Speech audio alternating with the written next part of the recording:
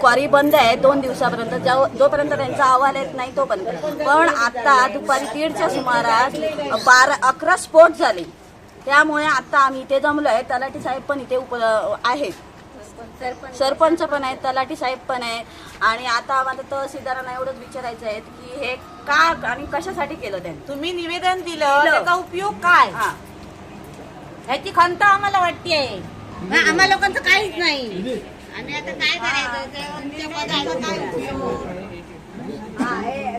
रोज 2 होतात.